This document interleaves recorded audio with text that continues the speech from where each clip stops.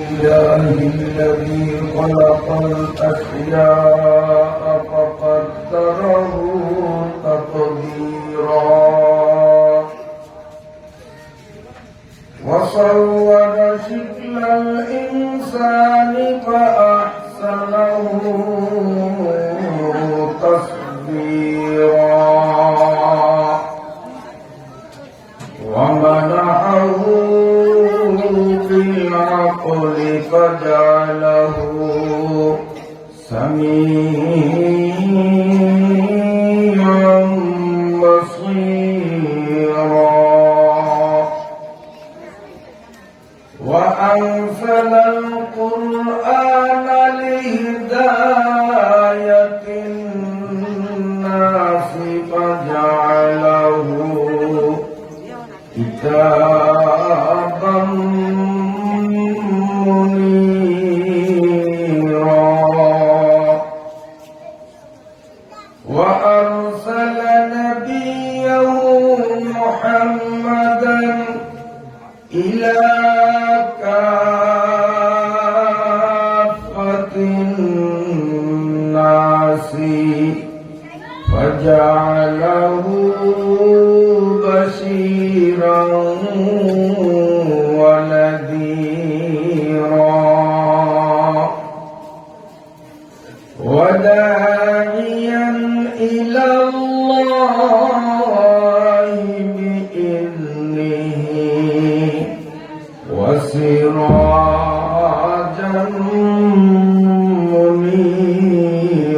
منيرا صلى الله تعالى عليه وعلى آله وأزواجه وأهل بيته وأصحابه وأتباعه الذين طهرهم الله من الرجس والشرك فطهرهم تطهيرا وقال تعالى في شأن حبيبه آمرا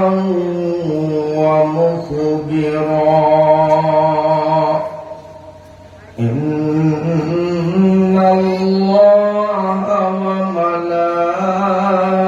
وملائكته يصلون على النبي يا أيها الذين آمنوا صلوا عليه وسلموا تسليما اللهم صل على محمد وعلى آل محمد كما صليت على إبراهيم وعلى آل إبراهيم إنك حميد مجيد اللهم بارك على محمد وعلى آل محمد كما باركت على إبراهيم وعلى آل إبراهيم إنك حميد مجيد أما بعد فأعوذ بالله من الشيطان الرجيم بسم الله الرحمن الرحيم أتل ما أوحي إليك من الكتاب وأقم الصلاة إن الصلاة تنهى عن الفحشاء والمنكر ولذكر الله أكبر والله يعلم بما تصنعون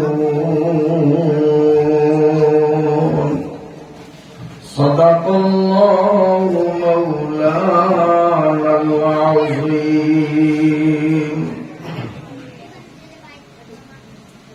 বৃহত্তর দ্বীপ জেলার সদর থানা ভোলার অন্তর্ভুক্ত ভেদুরিয়া ইউনিয়নের ব্যাংকের হাট বাজার চত্বরে ব্যাংকের হাট বাজার ব্যবসায়ীদের উদ্যোগে একটানা 3 দিন ব্যাপী 36তম বার্ষিক তাফসীরুল কোরআন মাহফিলের আজ দ্বিতীয় দিনের সমাপনী পর্বের মুহতারাম সভাপতি, উপস্থিত কাবিলে সদ এহতেরাম হযরত উলামায়ে কিরাম, ধারে ও দূর থেকে আগত সর্বস্তরের সর্ববয়সের সম্মানিত সুধী মণ্ডলী, দিনী ভাইয়েরা, পর্দার আড়ালে অবস্থানরত পরমা শ্রদ্ধেয়া অবলা সরলা সম্মানিতা আমার মায়েরা, বোনেরা ও মেয়েরা,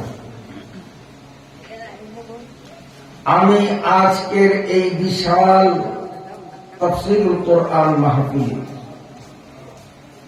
পবিত্র কোরআনুল কারীমের 21 নম্বর পারার 1 নম্বর আয়াত,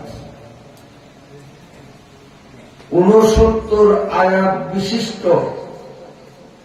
সূরা আল আনকাবুতের 45 নম্বর আয়াত আপনাদের সামনে তিলাওয়াত করলাম।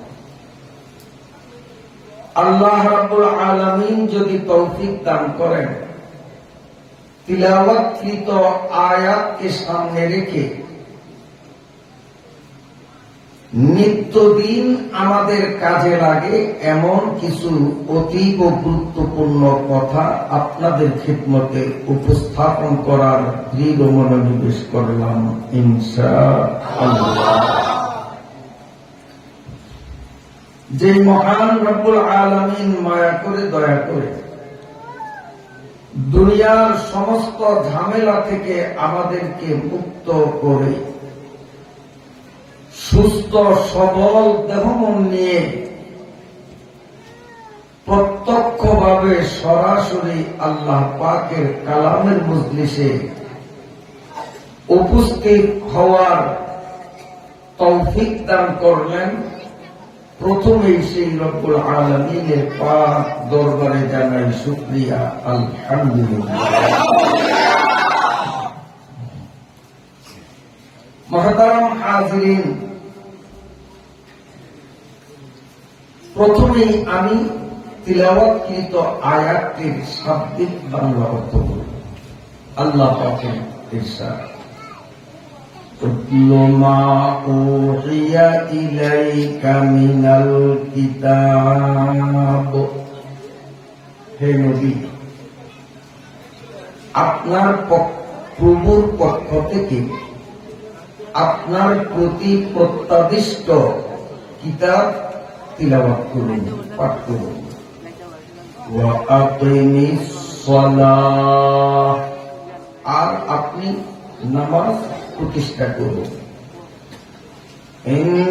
ইন্নাস সালাতা তানহা আনিল ফাহশাই ওয়াল মুনকার নিশ্চয়ই নামাজ বিরত রাখে সকল অশ্লীল ও গর্হিত কাজ থেকে।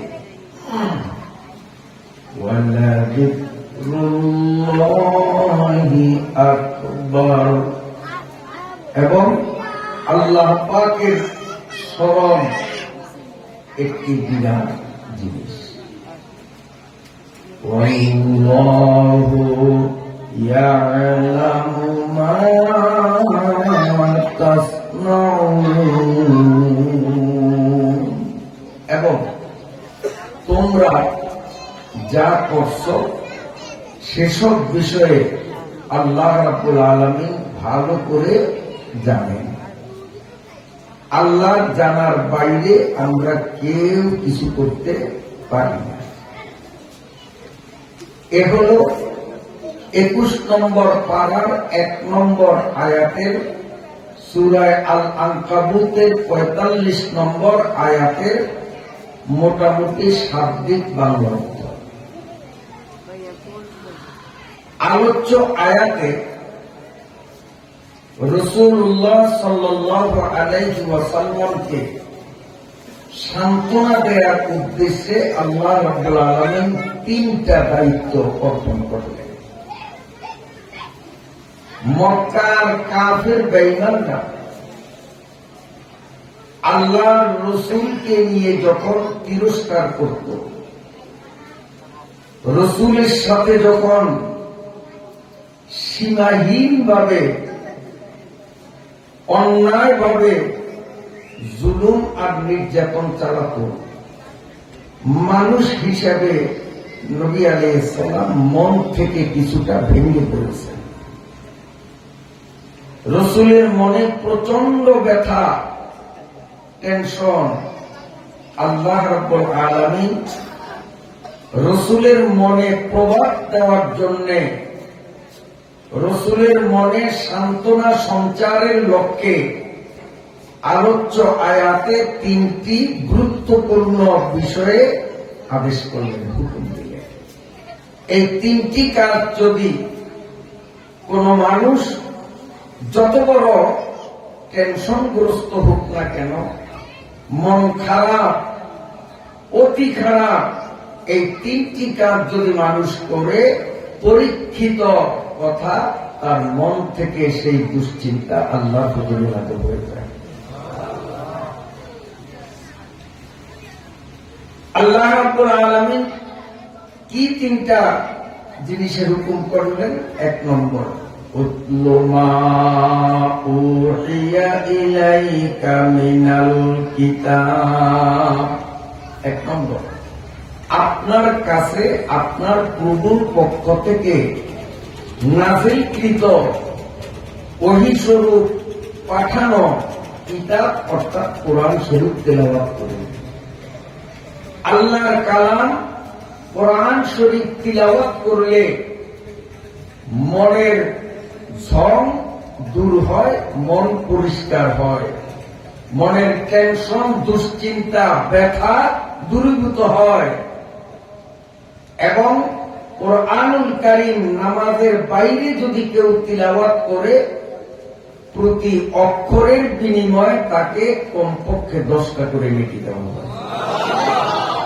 আর নামাজের মধ্যে যদি পড়ে, প্রতি অক্ষরে অক্ষরে তাকে 100 নেকি দেওয়া হয়। কোরআন শরীফ তিলাওয়াতের হুকুম আল্লাহর নবীকে করেছেন। আল্লাহর নবীকেই যদি কোরআন তিলাওয়াত করতে হয়, তো আমরা সাধারণ উম্মত, আমাদের জন্য তো কোরআন তিলাওয়াত আরো বেশি বাধ্যতামূলক। কারণ নবীর আগিলা পাছিলা কোনো গুনাহ নাই, সব গুনাহ মাফ, তারপরেও তার কোরআন তিলাওয়াত করতে হয়। আর আমাদের তো গুনাহের কোনো কুল কিনারা নাই, তো কোরআন তিলাওয়াত আমাদের জন্য কতটা গুরুত্বপূর্ণ। এজন্য যারা কোরআন শরীফ দেখে দেখে পড়তে জানি, আমরা নিয়মিত অন্তত এই নিয়মে কিছুটা হলেও তিলাওয়াত করব। নাম্বার 1, 5 ওয়াক্ত ফরজ নামাজের পরে একবার করে আয়াতুল কুরসি পড়ব। ঈশার নামাজ পড়ছি না সবাই? তা আমরা ঈশার নামাজ যখন পড়লাম 5 ওয়াক্ত নামাজের 1 ওয়াক্ত, এই নামাজ থেকে আমাদের আমলটা স্টার্ট হয়ে যাক। করুন আল্লাহু লা ইলাহা ইল্লা হুয়াল হাইয়ুল কাইয়্যুম লা তা'খুযুহু সিনাতুন ওয়া লা নাওম লাহু মা ফিস সামাওয়াতি ওয়া মা ফিল আরদ মান যাল্লাযী ইয়াশফা'ু 'ইনদাহু ইল্লা বিইذনিহি يعلم ما بين أيديهم وما خلفهم ولا يحيطون بشيء من علمه إلا بما شاء وسع كرسيه السماوات والأرض ولا يئوده حفظهما وهو العلي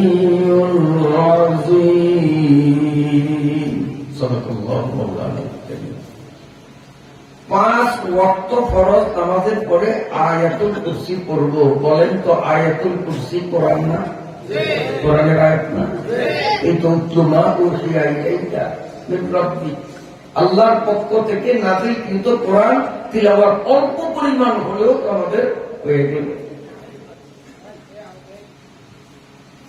যে ব্যক্তি 5 ওয়াক্ত নামাজের পরে প্রতিদিন আয়াতুল কুরসি পড়া নিজের অভ্যাসে করতে পারবে, এই মানুষটা যেদিন মারা যাবে তাকে কবরে দাফন করা হবে, সেই থেকে নিয়ে কিয়ামত পর্যন্ত তার কবরে কোনো আযাব হবে না।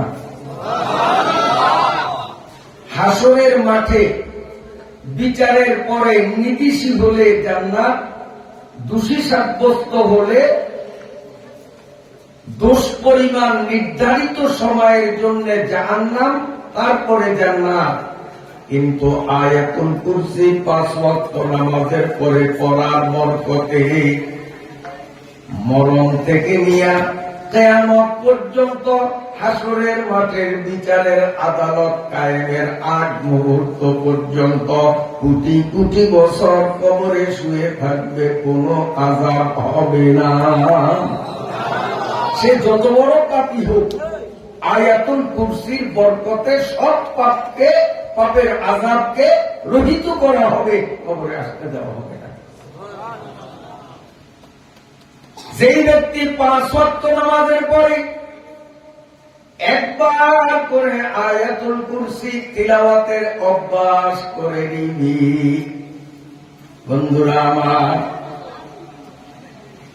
5 ওয়াক্ত নামাজের পরে আয়াতুল কুরসি পড়াটা অভ্যাসে পরিণত হবে, কিয়ামত পর্যন্ত তার কবরে কোনো আযাব হবে না।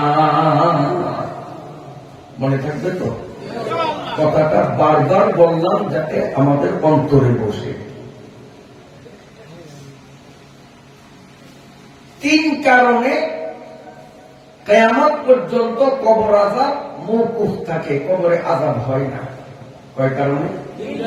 তার এক কারণ তো পাইলাম, আয়াতুল কুরসি 5 ওয়াক্ত নামাজের পরে পড়া। তবে স্মরণ রাখতে হবে, যেই সব নামাজের পরে সুন্নত নাই, যেমন আসরের পরে সুন্নত নাই, ফজরের পরে সুন্নত নাই, সালাম ফিরানোর পরে আয়াতুল কুরসি, আরো দোয়া কালাম যা পারি পড়ব।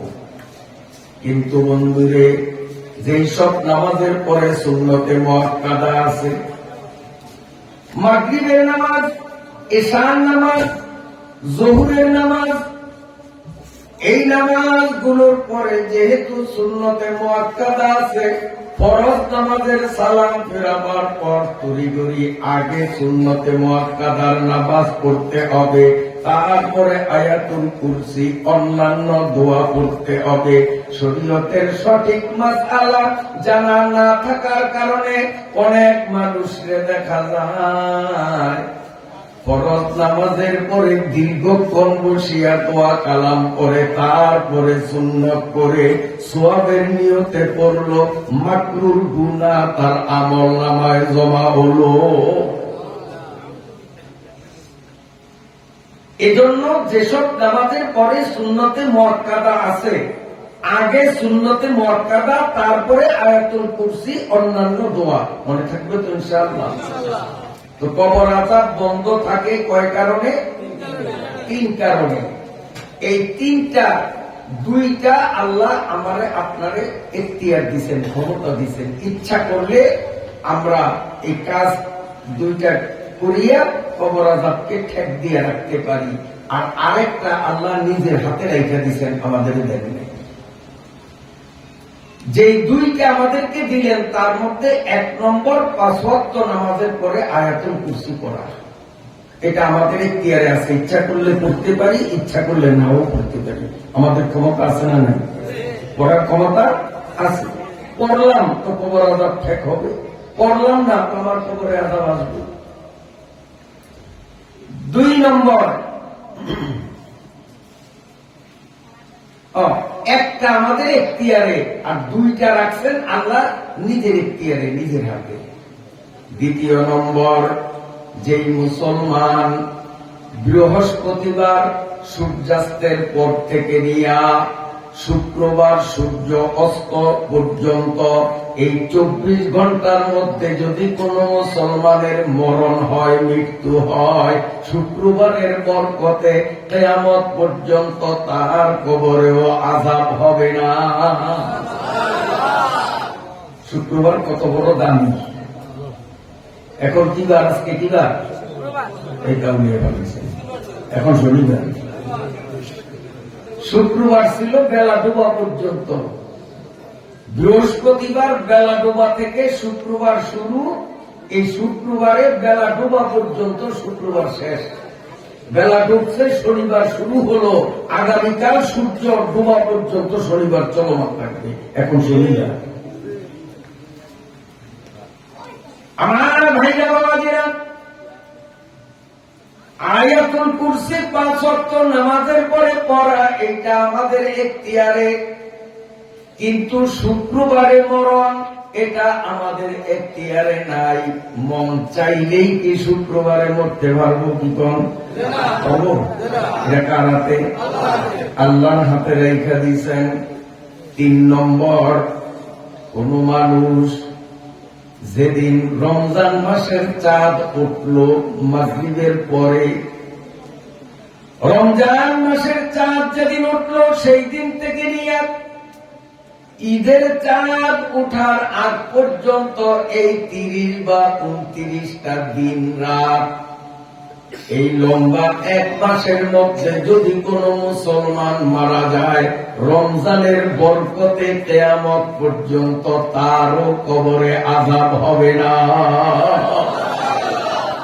এখন বলেন, মন চাইলেই কি রমজান মাসে মরা যাবে? কার হাতে? এই জন্য আল্লাহর কাছে দোয়া করতে হবে, আল্লাহ দুইটা তোমার হাতে রাখছো, একটা আমার হাতে দিছ, আমারটা আমি চালাইতেছি, 5 ওয়াক্ত নামাজের পরে আয়াতুল কুরসি পড়ি, বাকি দুইটা তোমার হাতে, দয়া করিয়া তুমি আমারে দিও। মরণ তো দিবা শুক্রবারে দিও, মরণ তো দিবা আমাকে রমজানে মরণ দিও। আল্লাহর কাছে দোয়া করা যাবে কিনা? আল্লাহ। কোরআন শরীফ তিলাওয়াতের আগেকার আগে, আমরা যখন ছোট ছিলাম, সকালবেলা ঘর থেকে নেমে রাস্তা দিয়ে যদি হাঁটতাম, রাস্তার এই পাশের বাড়ি ওই পাশের বাড়ির থেকে সূরা ইয়াসিন তিলাওয়াতের শব্দ পাইতাম। সন্ধ্যার পরে যদি ঘর থেকে নামতাম, রাস্তায় চলা অবস্থায় ডান দিকের বাড়িগুলো থেকে বাম দিকের বাড়িগুলো থেকে সূরা তাবারাকাল্লাযী, সূরা ওয়াকিয়ার তিলাওয়াত কানে আসতো কিনা মুরব্বিরা বলেন। কিন্তু বর্তমান সময়টা সকাল বলেন সন্ধ্যা বলেন যখন এই ঘর থেকে নামি কুরআন তেলাওয়াতের কোনো আওয়াজ আসে না, বরং হাতে হাতে মোবাইল, এক ঘরেই 5টা মোবাইলে 5 চ্যানেলের গান চলে। रातों दिन बजते हैं घर में, रातों दिन बजते हैं घर में मोबाइल टेलीविजन, रातों दिन बजते हैं घर में मोबाइल टेलीविजन, इसलिए तू घर में तेरे खैर बरकत ही नहीं, दिन ब दिन ना जुग जमाना आ रहा है भाइयों, ठोकरे खा कर भी कुछ होश में आते नहीं। कुरान तिलावत বিলুপ্তির পথে। মুসলমান 5 ওয়াক্ত নামাজের পরে আয়াতুল কুরসি পড়লে কোরআন তেলাওয়াত হবে কিনা? রাত্রে ঘুমানোর আগে যদি তাবারাকাল্লাযী সূরাটা যদি পড়ি, সহিহ হাদিস দ্বারা প্রমাণ, তাফসীরের কিতাবের মধ্যে লিখছে ওই মানুষটা যখন কবরে শুইবে তার এদিক টাকা আমার দিশা এদিক স্যার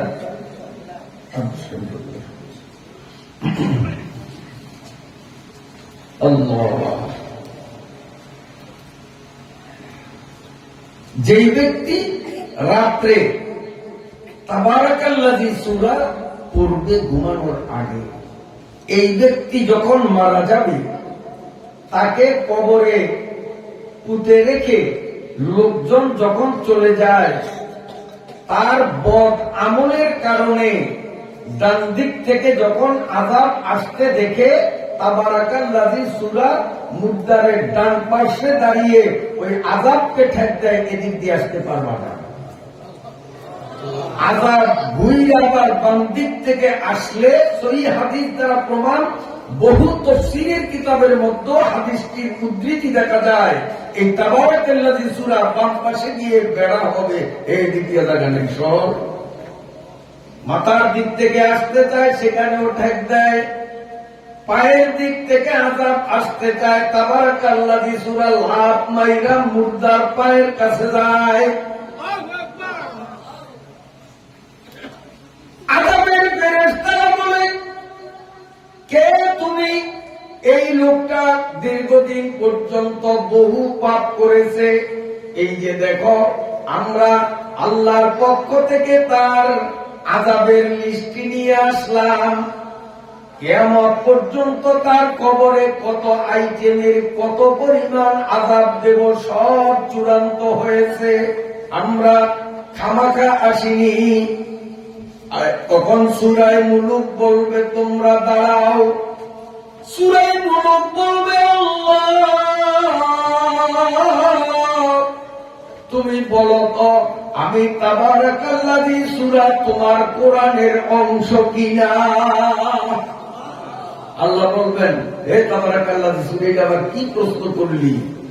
তুই তো আমার কোরআনের 29 নম্বর পারার 1 নম্বর সূরা, এ তো সন্দেহ হয় নাকি তুই কোরআনে নাই? তাবারাকাল্লাযী সূরা বলবে আল্লাহ এই মুদ্দা রাত্রে ঘুমানোর আগে আমারে না করিয়া জীবনে কোনদিন ঘুমাইতো না, আমি তাবারাকাল্লাযী সূরা কিয়ামত পর্যন্ত মুর্দারে পাহারা দেওয়ার জন্য কবরে আসছি, যদি আমারে ইবাদত করিয়া তোমার ফেরেশতার হাতে মুর্দারে সাজা দিতে চাও, আমি তাবারাকাল্লাযী সূরাটা তোমার কোরআন থেকে বাদ করিয়া দাও। আগে আমারে বাদ ঘোষণা করো, তারপরে আযাব দাও। আমি যদি তোমার কোরআনে থেকে থাকি তো আমার ফাইনাল কথা, আমি এই কবরে থাকতে কোনো আযাব আসতে পারবে না। আল্লাহ রাব্বুল আলামিন আযাবের কাজে নিয়োজিত ফেরেশতাদেরকে ডেকে বলবেন, ও ফেরেশতারা শুনলা তো মা ইউবাদদিলুল কাউলু লাদাইয়া, আমি আল্লাহর 30 পারা কোরআনের একটা জের জবর কাটার সুযোগ আছে না? আমার কোরআনের মধ্যে পরিবর্তন সংস্করণ রদবদলের কোন সুযোগ নাই। অতএব তাবারাকাল্লাযী সূরা আমার কোরআন থেকে বাদ যখন দিতে পারবো না, অতএব তাবারাকাল্লাযীর সূরার ভয়তে তোমরা সব চলিয়া যাও, কিয়ামত পর্যন্ত তার খবর হবে আযাব মুক্ত।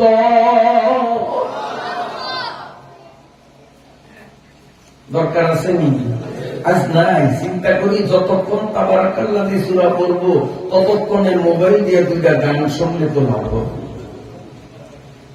আমার কথায় বিরক্ত হন না বন্ধুরা আমার। রাত্রে যদি কোরআনের আরেকটা সূরা নাম হলো সূরা ওয়াকিয়া, এই সূরা ওয়াকিয়া যে মেয়ে লোক পুরুষ লোক রাত্রে একবার পড়বে, সহিহ হাদিস দ্বারা প্রমাণ, সমস্ত তাফসীরের কিতাবের মধ্যে হাদিসটা উল্লেখিত হয়েছে। আল্লাহ পাকের নবী বলেন, রাত্রে এই সূরা ওয়াকিয়া যেই ঘরের মধ্যে তিলাওয়াত অব্যাহত থাকবে, আমি রাসূল ঘোষণা দিলাম ওই ঘরের মধ্যে কখনো অভাব অনটন আসবে না। কামাইতে বরকত, কামাইতে বরকত। আজকে দেখা যায় বাবায় কামাই করে 40,000, বড় পোলায় 70,000, মাঝা পোলায় 80,000, বিরাট অঙ্কের কামাই। তারপরও মাস গেলে দেখা যায় তেল কিনলে নুন কিনতে পারে না, নুন কিনলে তেল কিনা যায় না। আছে না? আবার এমন ফ্যামিলি, 10 জন ফ্যামিলি সদস্য কামাই করে শুধু বুড়িয়া একা, তাও বেশি না। মসজিদের মুয়াজ্জিনের কাম মাত্র 3,000 টাকা বেতন। কথার কথা, অন্য কোন ইনকাম সোর্স নাই। কিন্তু ওই যে বেচারা সূরা ওয়াকিয়া না পড়িয়া রাত্রে ঘুমায় না, এই 3,000 টাকা বেতন পাইয়াও আরামসে তাদের সংসার চলে, অভাবের কোনো অভিযোগ না। আল্লাহ, এজন্য আল্লাহ বলেন, উতলু মা উহিয়া ইলাইকা মির রাব্বিকা মিনাল কিতাব। আল্লাহ বলেন, ও নবী, কাফেরদের অপব্যবহারে আপনার মনে যেই টেনশন, আপনার মনে যেই ব্যথা, আপনি যদি সেগুলোকে দূরীভূত করে আপনার মনকে প্রশান্ত করতে চান, 1 নম্বর পদ্ধতি হলো উতলু, আমি আল্লাহর নাযিলকৃত কোরআন তিলাওয়াতে মগ্ন হয়ে যা। আমরা কি করি? বাজারে যারা দোকানদারি করে কিংবা দিন মজুর শ্রমের কাজ যারা করে, কাজ করতে করতে একটা ক্লান্তি অবসন্নতা আসে, এই ক্লান্তিকে দূরীভূত করার জন্য তখন মোবাইলে বিভিন্ন রকমের গান ছাড়িয়ে দেয়। আপনাকে ওই বাজারে মনে হয় না বটে, সারাদিন কাজ করতে করতে শরীর দুর্বল, ক্লান্তি, মন খারাপ হয়ে গেছে, তো গান বাজাইলে গানের তালে তালে কাজে সুবিধা হবে। ও বন্ধু, যদি মনের টেনশন দূর করার জন্য গান বড় উপকরণ হয়, তাহলে আমি বলবো, তোমার মা মারা গেল, তোমার বাবা মারা গেল, সারাদিন কাজ কর্ম করলে যেই দুশ্চিন্তা, মা এবং বাবার মরার সামনে চোখে দেখলে দুশ্চিন্তা আরো কম না বেশি? কম না বেশি? তাহলে তুমি সারাদিনের দোকানদারি করিয়া ওই ক্লান্তি আর দুশ্চিন্তা লাঘবের জন্য তুমি একটা মোবাইলের গান ছাড়লা। গানই যদি তোমার উপকারে আসে, মা আর বাবার লাশের পাশে বসিয়া 1 ডজন মোবাইলে গান চালাইতে হবে। রাজি হবে নি? রাজি হবে নি? লাশের সাইডে পাশে দিয়া মোবাইল দিয়ে গান চালিয়ে দেওয়া হবে। বরং নিজেরা কোরআন তিলাওয়াত কপাল করা মুসলমান কেউ পারে না, হাফেজ কালিমুল্লাহ সাহেবের মোবাইল করে হুজুর বাবা মইরা গেছে, 10 জন তালবে ইলম ছাত্র পাঠাইয়া দেন, বাবার লাশের পাশে কোরআন পড়া লাগবে। আছে না নাই? তাহলে কি বুঝা গেল? এইটা একটা শয়তানি বুদ্ধি যে ক্লান্তি দূর করার জন্য গান, আসলে ক্লান্তি দূর করার জন্য কোরআন। সারাদিন ব্যাংকের বাজারে দোকানদারি করিয়া আপনি ক্লান্ত শ্রান্ত অবসন্ন হয়ে গেছেন, এক দৌড়ে মসজিদে যান, সুন্দর করে অজু করেন, উজু করে তাকের থেকে কোরআন শরীফ নামিয়ে আপনি যেখান থেকে সুবিধা কিছুক্ষণ তিলাওয়াত করেন, আবার দোকানে বসবেন, দেখবেন আপনার ক্লান্তি নাই। এগুলি পরীক্ষিত আমল। আল্লাহ নবীজিকে এই আয়াতে কয়টা হুকুম দিয়েছেন মনে নেই? 3টা। 1 নম্বর কোরআন শরীফ তিলাওয়াত করা, 2 নম্বর ওয়া আকিমিস সালাত, নামাজ কায়েম করেন, ইন্নাস সালাতা তানহা আনিল ফাহশাই ওয়াল মুনকার। সাথে সাথে নামাজের একটা উপকারিতাও বর্ণনা করলেন। নামাজ মানুষকে সকল গর্হিত ও অশ্লীল কাজ থেকে ভিড়াইয়া রাখে। 3 নম্বর হুকুম দিলেন ওয়ালা যিকরুল্লাহি আকবার, আল্লাহর জিকির, আল্লাহর স্মরণ, এটি একটি বড় জিনিস। এই 3টা হুকুম দেওয়ার পরে গোটা দুনিয়ার সমস্ত মানুষকে টার্গেট করে আল্লাহ বলেন আল্লাহু ইয়ালামু মা তাসনাউন, তোমরা কে কোথায় কি করো আমি আল্লাহ সব খবর রাখি। লেপের নিচে পালাইয়া যদি তুমি এইভাবে মোবাইলে হিন্দি গানের অনুষ্ঠান দেখো, তোমার মা দেখবে না, বাবা দেখবে না, ঘরের কোন মুরব্বী দেখবে না, যেহেতু তুমি লেপের নিচে গোপনে তুমি মোবাইল চালাও, কেউ না দেখলেও বলেন তো আমার আল্লাহ মনে হয় লেপের নিচে দেখে না?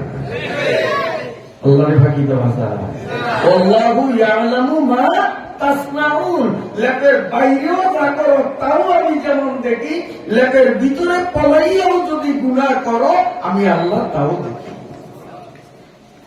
আল্লাহ আল্লাহ আল্লাহ কেমন দেখেন?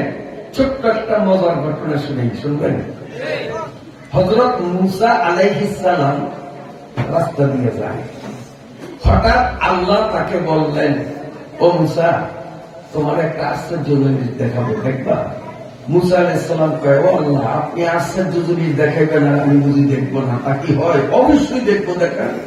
আল্লাহকে সামনে কি একটা পাথর, গোলাকার একটা পাথর, আল্লাহকে লাঠি দিয়া পাথরে বাড়ি দাও। যখন এই লাঠি দিয়া পাথরে বাড়ি দিল, সাথে সাথে পাথরটা ফাইটা গেল, ওর ভিতর থেকে আরেকটা গোল পাথর হয়ে গেছে। পাথরের ভিতর থেকে কি বাইর হলো? গোল একটা পাথর। মুসা আলাইহিস সালাম আশ্চর্যান্বিত হইয়া আপনারা যেমন সুবহানাল্লাহ বলছেন, মুসা আলাইহিস সালাম সুবহানাল্লাহ, আল্লাহকে কিরু মিসা তোরে আশ্চর্য জিনিস দেখাবো বললাম, না দেখাইতেই সুবহানাল্লাহ বলা শুরু করলি, দেখাইলে কি করবি? দেখাইলে কি বলবি? মুসা আলাইহিস সালামকে আল্লাহ কি কর? পাথরের পেট থেকে পাথর বাহির হওয়া, এটা কি কম আশ্চর্য? আল্লাহ কয় না মুসা, পাথরের পেটের ভিতর থেকে যেই পাথর বাহির হইল এই পাথরের বাড়ি দাও। মুসা আলাইহিস সালাম হাতের লাঠি দিয়া ওই দ্বিতীয় পাথরে আঘাত করলেন, সাথে সাথে পাথর ফেটে গেল, তার ভিতর থেকে আরেকটা গোলাকার পাথর বাহির হইল। আগের সুবহানাল্লাহ সে এবার সুবহানাল্লাহর একটু টেম্পার বাড়ছে নিয়ে। প্রথমবার সুবহানাল্লাহ কইছে অল্প কয়েকজন, এইবার বেশিরভাগ মানুষের সুবহানাল্লাহ বলছেন অল্প কয়েকজনের, এখনো ঢুকলো নাই, কয় না। মুসা আলাইহিস সালামের সুবহানাল্লাহ টেম্পার বাড়িয়ে গেছে। সুবহানাল্লাহ। মুসা আলাইহিস সালাম প্রথমবার আস্তে কইছে সুবহানাল্লাহ, এই দ্বিতীয় পাথরের পেট থেকে আরেকটা নতুন পাথর বের হলো। এটা দেখে মুসা আলাইহিস সালাম চিল্লিয়ে বলেন সুবহানাল্লাহ। আল্লাহকে, কিরে মুসা, আমি না তোরে বললাম আশ্চর্য জিনিস দেখাবো, তোরে আশ্চর্য জিনিস না দেখাইতে এত বেদিশা, চিল্লিয়া গলা ফাটে সুবহানাল্লাহ কর, তো দেখাইলে কি করবি? মুসা সুবহানাল্লাহ কি কর? পাথরের পেটে পাথর, ওই পাথরের পেটে আরেকটা পাথর, একই কম আশ্চর্য। আল্লাহ কয় না মুসা, এইবার এই পাথর যেটা নতুন বাড়ি রইল এইটারে বাড়ি দাও। মুসা আলাইহিস সালাম ওই পাথরে যখন বাড়ি দিলেন পাথরটা ফাটিয়া গেল। ওই পাথরের ভিতর থেকে পিঁপড়ার চেয়েও ছোট্ট কালো রঙের একটা পোকা বাহির হইল। এই পোকাটা আল্লাহ পাকের কুদরতের মানুষের মতো বাকশক্তি সম্পন্ন হইয়া মুসা আলাইহিস সালামের মুখের দিকে তাকাইয়া কয় সুবহানা মান খলাকানি ওয়া সুবহানা মান লা ইয়ানসানি ওয়া সুবহানা মান রাযাকানি সুবহানাল্লাহ। এ মুসা, আমি ওই আল্লাহর নামে সুবহানাল্লাহ বলি, পিঁপড়ায় কয় ও মুসা, ওই আল্লাহর স্মরণে আমি সুবহানাল্লাহ বলি, যে আল্লাহ তার নিপুণ কুদরতে আমারে পাথরের পেটে পাথর, তার পেটে পাথর, তার পেটের মধ্যে আমারে তৈরি করছে। সুবহানাল্লাহ লা ইয়ানসানি, আমি ওই আল্লাহর নামে সুবহানাল্লাহ বলি, যেই আল্লাহ রাব্বুল আলামিন আমারে এই 3 পাথরের পেটের ভিতরে বানানোর পর থেকে এখন পর্যন্ত 1 সেকেন্ডের জন্য আমারে ভুলে না। সাথে সাথে পিঁপড়া বলে ও মুসা, ওয়া সুবহানা মান রাযাকানি, ওই আল্লাহর নামে আমি সুবহানাল্লাহ বলি, যেই আল্লাহ এই 3 পাথরের পেটে বাহিরের সাথে কোনো যোগাযোগ সম্পর্ক ছিদ্র কিচ্ছু নাই, এমন আবদ্ধ পরিসরের মধ্যেও যেই আল্লাহ আমারে নিয়মিত রিজিক দেয়। এই যুবক বাবারা, পাথরের পেট থেকে বাইরে হইল পাথর, তার পেট থেকে বাইরে হইল পাথর, এই পাথরের পেটের মধ্যে পিঁপড়া, এই পিঁপড়া যদি বলে সুবহানা মাইয়ারানি, ওই আল্লাহর নামে আমি তাসবিহ করি, যেই আল্লাহ এমন গোপন জায়গা তো আমাকে ক্লিয়ার দেখে। এমন জায়গায়ও যদি আমার আল্লাহর চোখ যায়, তুমি আর আমি ল্যাব কম্বলের নিচে শুইয়া যদি মোবাইলে খারাপ ছবি দেখি, দুনিয়ার কেউ না দেখলেও আমার আল্লাহর চোখ করে ফাঁকি দেওয়া যায়, ফাঁকি দেওয়া যায়। ওয়াল্লাহু ইয়ালামু মা তাসনাউন, এ কি করো, আমি আল্লাহ সব দেখি। সামনে আল্লাহর ফজলের সবে বরাত আসতেছে, মনে পড়ছে একটু বলে দিই, হয়তো আবার ভুলে যেতে পারি, বলবো? এটা এই আয়াতের সাথে সম্পৃক্ত না, তারপরেও মনে পড়ছে, এই জন্য একটু বলে দিই, কারণ সবে বরাত সময় আমি তো আপনাদের এখানে আসতে পারবো না। আজকে যখন আসছি মনেও পড়ছে, সেই বিষয়ে দুটি কথা বললে বিরক্ত হবেন? আমার ভাইরা বাবাজিরা, আমাদের দেশের একদল মানুষ, এরা বলে শবে বরাত বলতে ইসলামে কিচ্ছু নাই। আছে আছে একদল, এরা লিফলেট ছাপাইয়া ফ্রি মানুষের মাঝে বিতরণ করে শবে বরাত বলতে কিচ্ছু নাই, কোরআনে হাদিসে তাফসীরে শবে বরাতের অস্তিত্ব নাই। নাউযুবিল্লাহ।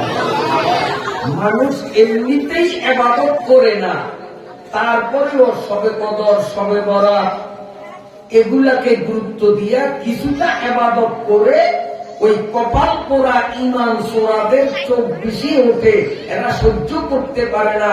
মুসলমানকে ইবাদত থেকে দূরে সরিয়ে রাখার জন্য তারা লিফলেট বিতরণ করে ফিরি সবরত কিচ্ছু নাই। এ হলো এক দল।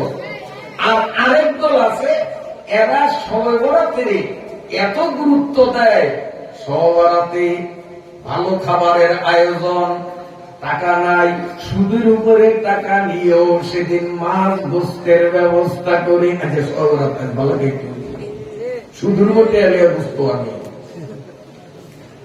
মসজিদ গুলাকে লাল লাল নীল নীল বাতি দিয়া সাজায়, আরো কত রকম অন্যায় গর্হিত শরীয়ত বিবর্জিত বেদাতি কর্মকাণ্ড করে, এগুলো ইসলামে অনুমোদন করে না।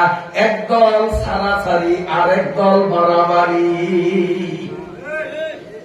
সারাসারিও ইসলাম অনুমোদন করে না, বাড়াবাড়িও ইসলাম অনুমোদন করে না। ইসলাম হলো মধ্যপন্থা। সহিহ হাদিস দ্বারা শবে বরাত প্রমাণিত। এই শবে বরাত উদযাপন রাসূলুল্লাহ সাল্লাল্লাহু আলাইহি ওয়াসাল্লাম নিজে করেছেন, রাসূলের সাহাবীরা করেছেন। রাসূলের যুগ থেকে নিয়ে বর্তমান মুহূর্ত পর্যন্ত সারা বিশ্বের মুসলমান শবে বরাত পালন করে, আমরাও করব। ঠিক আছে নি? রাসূলুল্লাহ সাল্লাল্লাহু আলাইহি ওয়াসাল্লাম তার একান্ত আদরের স্ত্রী হযরতে আয়েশা সিদ্দিকা রাদিয়াল্লাহু তাআলা আনহাকে বলেন, আয়েশা রে, আজকের এই শবে বরাতটা কত বড় গুরুত্বপূর্ণ, আমার থেকে শুনিয়া রাখো। আরব দেশের মধ্যে বনি কালব এক বংশীয় লোক ছিল, তাদের নাম ছিল বনি কালব। নবী বলেন, এই বনি কালব গোত্র পুরা আরবের মধ্যে সবচেয়ে বেশি ছাগল পালে। এক একজনের খামারে হাজার হাজার ছাগল। নবীজি বলেন, এই বনি কালব গোত্রের সমস্ত মানুষের যতগুলি ছাগল, এই প্রতিটি ছাগলের পশম গুনলে পশমের সংখ্যা যা হবে, এই শবে বরাতে তার চেয়েও বেশি পাপীদেরকে আল্লাহ মাফ করিয়া দেয়। রাসূলুল্লাহ সাল্লাল্লাহু আলাইহি ওয়াসাল্লাম ঘর থেকে বাহির হইয়া কবরস্থানে যাইয়া কবর জিয়ারত করিয়া সিজদার মধ্যে পড়িয়া আল্লাহর দরবারে উম্মতের জন্য কান্দেন। নবী বলেন, আয়েশা রে, বনি কালব গোত্রের লক্ষ লক্ষ ছাগলের গায়ে যতগুলো পশম, ওই পশমের সংখ্যার চেয়েও অধিক পরিমাণ পাপীদেরকে এই রাতে আমার আল্লাহ সাধারণ ক্ষমা ঘোষণা করেন। আমি আমার উম্মতের মাফের জন্য এখানে এসে আল্লাহর কাছে দোয়া করছি। তো নবী আলাইহিস সালাম শবে বরাত পালন করছে, কি করে না? ওই গাদাগুলির চোখে আন্দারি লাগছে, ওরা এই সহিহ হাদিসগুলি দেখে না। উম্মতের মধ্যে একটা ফিতনা ছড়ায়। আমার ভাইরা বাবাজিরা, এই শবে বরাতে আমরা তো মনে করি ঈশার নামাজের পরে শবে বরাত শুরু হয় না। বেলা যখন ডুবে সন্ধ্যাবেলা, তখন থেকে শবে বরাত শুরু হয়। সেহরির শেষ টাইম, ওই পর্যন্ত শবে বরাত থাকে। সেহরির শেষ টাইম হয়ে গেল, শবে বরাত বিদায় নিল। হযরতে ইবনে লুবাতা তার খুতবাতের ভিতরে তিনি একটা হাদিস উল্লেখ করেছেন, যেই ব্যক্তি শবে বরাতের আগে 2টা রোজা, রাত্রে শবে বরাত উদযাপন করিয়া পরের দিনে একটা রোজা, 3টা রোজা রাখিবে, রাসূলুল্লাহ সাল্লাল্লাহু আলাইহি ওয়াসাল্লাম বলেন, এই 3টা রোজার বিনিময়ে আল্লাহ রাব্বুল আলামিন হাসরের ময়দানে তার জন্য একটা হৃষ্টপুষ্ট শক্তিশালী উট পাঠাবে। ওই উটের পিঠে চড়িয়া মাওলার জান্নাতে যাবে। আমার ভাইরা বাবাজিরা, এই জন্য যদি আমরা সব রাত যেই রাত আর আগে 2টা রোজা আর রাতের পরে একটা রোজা রাখি, তাহলে আইয়ামে বীজের রোজাও হইয়া গেল, সব বরাতের রোজাও হয়ে গেল, এক গুলিতে 2 শিকার। আর যেই মানুষগুলো আগে 2টা রোজা রাখলো না, সবে বরাতে রাতে ইবাদত করলো, ওই রাতে সেহরি খাইয়া পরের দিন রোজা রাখলো, তার সবে বরাতের রোজা হইল, আইয়ামে বীজের রোজা হইল না। একটা হলো সবে বরাতের রোজা, আর 3টা রাখলে সবে বরাতের রোজাও হইয়া যায়, আইয়ামে বীজের রোজাও হইয়া যায়।